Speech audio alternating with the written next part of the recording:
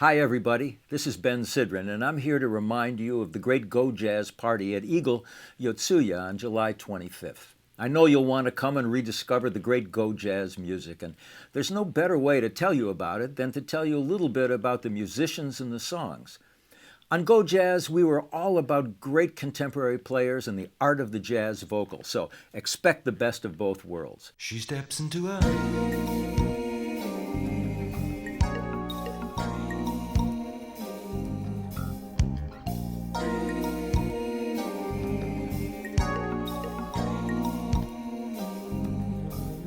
First of all, we're presenting several of my own albums.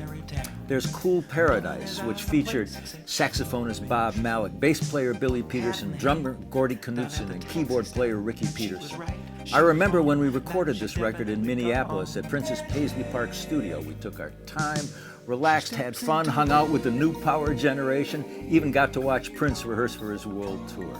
But the highlight was going into the studio with my band. We'd been together for 10 years, and you can hear the closeness on songs like Cool Paradise. On my album Old Songs for the New Depression, I had drummer Buddy Williams, who was working with the Manhattan Transfer, and bassist Marcus Miller, who was in Miles Davis's band. And the three of us went in and cut one great song after another. There was some of it that was nostalgic, but all of it was groove. The hit of the album, a little thing called Piano Players, where I sang the names of 40 of my favorite keyboard men.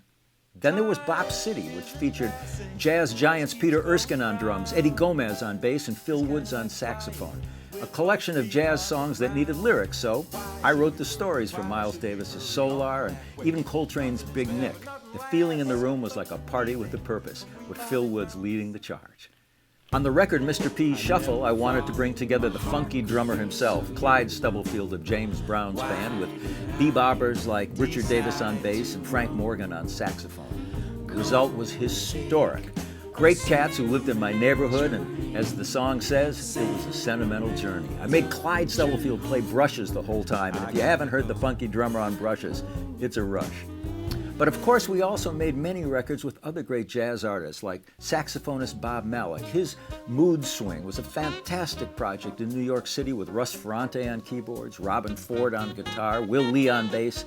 These sessions captured the finest contemporary jazz players at the height of their power. I remember particularly the song Mood Swing, how when it was over, everybody came into the control room and just hugged each other. The feeling was so great. The British singer and organ player Georgie Fame was a Go Jazz regular, and when we recorded his album Cool Cat Blues, we got the New York session giants back into the studio. Steve Gadd, Will Lee, Robin Ford, even Richard T. on Fender Rhodes. And to ice the cake, Van Morrison himself came in to record Moondance, and Jon Hendricks did a scat solo at the end. If you haven't heard this yet, you have a real treat in store. Everybody knows Ricky Peterson from his playing with David Sanborn and John Mayer and George Benson and dozens of other giants. But did you know he's a great singer? Well, you'll hear it on his album Smile Blue, where we featured his vocals. A lot of them really came together, particularly the Bobby Caldwell song called What You Won't Do for Love. Once you hear it, you won't be able to get it out of your head.